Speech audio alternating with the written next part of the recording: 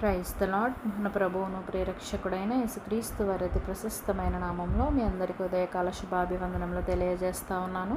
ఈ దినం కొరకు ఏర్పాటు చేయబడిన పాత నిబంధన పాఠ్యభాగము ప్రవక్త అయిన జకరియా గ్రంథము 3వ అధ్యాయము 7వ వచనము. నా సన్నిధిని నిలుచు భాగ్యము నీకిత్తును. ఈ వాక్యమును మనము గమనించినట్లయితే దేవుని పట్ల భక్తి, విధేయత, పవిత్రత కలిగి ఉన్నవారికి కలుగు గొప్ప ఫలితములు దేవుడు వివరిస్తూ ఈ మాటను పలికినట్లుగా మనం చూస్తూ ఉన్నాము.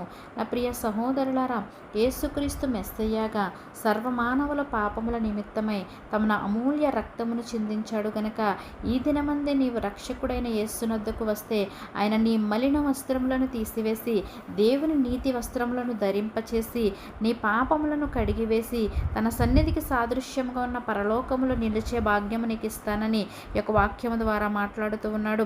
దేవుని సన్నిధిని నిలుచు భాగ్యము నీవు పొందుకోవాలంటే మొదటిగా దేవుని మార్గములలో నడుచుకోవాలి, రెండవదిగా దేవుని వాక్యమును గైకొనాలి, మూడవదిగా వ్యర్థమైన దాని యందు నీవు మనస్సు పెట్టకూడదు, నాలుగవదిగా కపటముగా ప్రమాణము చేయకూడదు, ఐదవదిగా నిర్దోషమైన చేతులను కలిగి ఉండాలి, ఆరవదిగా శుద్ధ హృదయమును కలిగి ఉంటే గనక దేవుని సన్నిధిని పరలోకములో నిలిచే భాగ్యము నీవు పొందుకుంటావని ఒక వాక్యము ద్వారా తెలియజేస్తా ఉన్నాడు.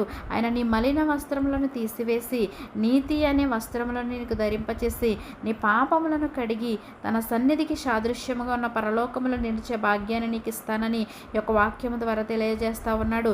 పరలోకములో నిలిచే భాగ్యము పొందుకునేలాగున అట్టి కృప పరిశుద్ధాత్మదేవుడు మనందరికీ అనుగ్రహించునుగాక. తలలు వంచి ప్రార్థనలు ఏకీభవించవలసిందిగా కోరుచున్నాను. మహోన్నతుడును మహాగణుడైన మా ప్రియ పరలోకపు తండ్రి, నీ ఘనమైన శ్రేష్టమైన నామానికి స్తోత్రములు చెల్లిస్తా ఉన్నాము ప్రభా. అయా, నీ సన్నిధి అనే పరలోకములో నిలిచే భాగ్యమును మాకు ఇస్తానన్నావు తండ్రి.